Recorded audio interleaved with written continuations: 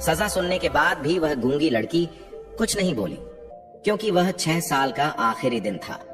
अगर वह अपनी सफाई में कुछ भी बोलती तो उसके भाइयों को उनकी सौतेली माँ के जादू से मुक्ति नहीं मिल पाती।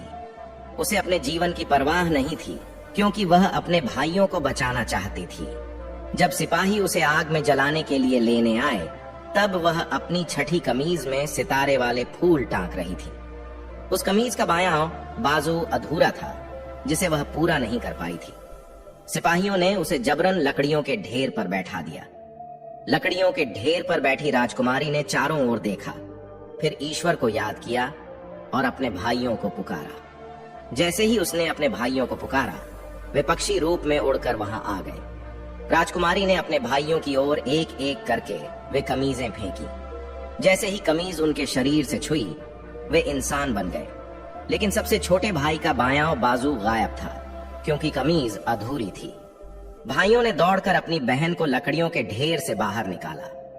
अब राजकुमारी बोल सकती थी। उसने राजकुमार को अपनी कहानी सुनाई और अपनी सास की सारी करतूतें उजागर की। सच्चाई जानकर राजकुमार को अपनी मां पर बहुत गुस्सा आया। उसने अपनी मां को महल से निकालने का फैसला किया। लेकिन राजकुमारी, जो दयालु और समझदार थी, ने सास को माफ करने की प्रार्थना की। राजकुमार ने अपनी पत्नी की बात मान ली और अपनी मां को माफ कर दिया। रानी मां को अपने किए पर बहुत पछतावा हुआ। उन्होंने राजकुमारी से माफी मांगी। छहों भाई अपनी बहन को आशीर्वाद देकर अपने राज्य लौट गए। अब राजकुमारी और राजकुमार सुखी जीवन व्यतीत करने लगे।